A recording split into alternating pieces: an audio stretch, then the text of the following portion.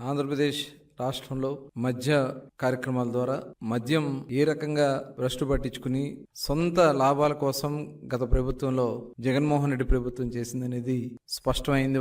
ఇవాళ ఇవన్నీ బయటకు వస్తా ఉంటే జగన్మోహన్ రెడ్డి గారి పత్రికలో వాళ్ళ టీవీల్లో అసత్యాన్ని ఇవాళ ప్రచారం చేయాలని చూస్తున్నారు. ఇంకా ఇంతకంటే సిగ్గుచేటు ఇంకోటి ఉండదు. తప్పుడు కథనాల్ని తయారు చేసి ఇవాళ మొత్తం కూడా మీ స్కామ్ గాని, మీ కుట్రలు గాని, మీ అనుయాయుల పాత్రలు గాని, మీ సొంత ఇంటి మరి మీ మనుషులు గాని మొత్తం కూడా బయటకు వస్తా ఉంటే ఇవాళ మీ సాక్షి పేపర్లో, మీ టీవీ ఛానల్స్ లో తప్పుడు కథనాలతో ప్రజల్ని మళ్లీ మోసం చేసి మభ్యపెట్టాలని ప్రయత్నం చేస్తున్నారంటే ఒకసారి మనం అందరం కూడా ఆలోచించాలి. ఇవాళ మొత్తం దొరికినటువంటి దొంగలు ఇవాళ అందుకని మేము మొట్టమొదటి నుంచి కూడా ప్రభుత్వం వచ్చిన వెంటనే వైట్ పేపర్స్ రిలీజ్ చేశాం. వైట్ పేపర్స్ లో క్లియర్ గా ఎక్కడెక్కడ దోపిడీ జరిగింది, ఏ రకంగా వీళ్ళు దాన్ని ఉపయోగించుకున్నారు అని క్లియర్ గా మేము ఇచ్చాం. ఇవాళ ఏదైతే మేము ఇచ్చామో అదే విషయాన్ని వైఎస్ఆర్ పార్టీకి నెంబర్ 2గా ఉన్నటువంటి వ్యక్తులు కూడా బయటకు చెప్పారు. ఇవాళ దాన్ని తీసుకొచ్చి వాళ్ళందరినీ కూడా తెలుగుదేశం పార్టీతో అక్కడ విచారణలో అరెస్ట్ అయినటువంటి వ్యక్తుల్ని లేకపోతే విచారణ పిలిచినటువంటి వ్యక్తుల్ని